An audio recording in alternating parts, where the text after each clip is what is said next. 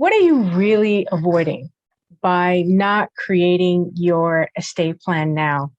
Hi, everybody. I'm Elsa W. Smith, your Maryland estate planning attorney, and I'm the owner of the law offices of Elsa W. Smith. I'm also the host of Women Winning Wednesdays. And on this week's show, we talked about just that. Now, I covered 7 things that, in my opinion, are the reasons that people are avoiding creating an estate plan right now. I'm going to touch on 3 of them today in this video. Now, I want to warn you, some of them could be a bit triggering, could be a bit jarring, but if you are, my objective is to move you from overwhelmed to empowered through estate planning.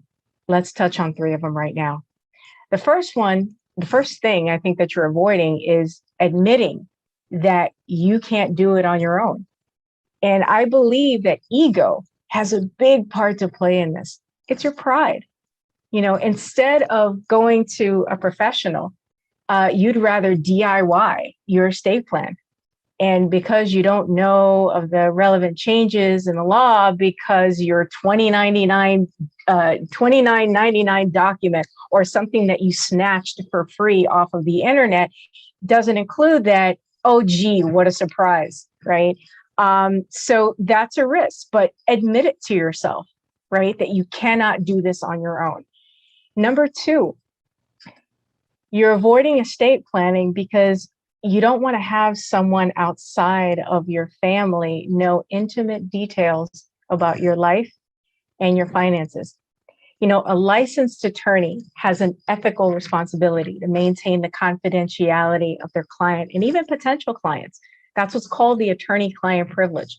And the privilege belongs to the client, and it's theirs to waive. And with very limited exceptions, the attorney must keep anything learned during that relationship to herself. So quick story, I met with a woman who was very successful in her career. When she met her husband was very successful as well, but she brought an adult son into the marriage.